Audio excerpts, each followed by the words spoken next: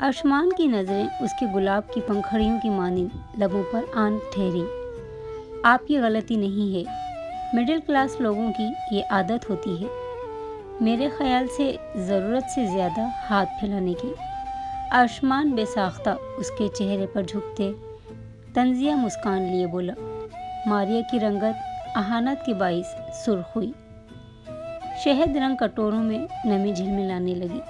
दिल का एक कोना जिसमें इस शख्स के लिए ज़रा बराबर पसंदीदगी के जज्बात थे, वो सब मनकूद होते चले गए।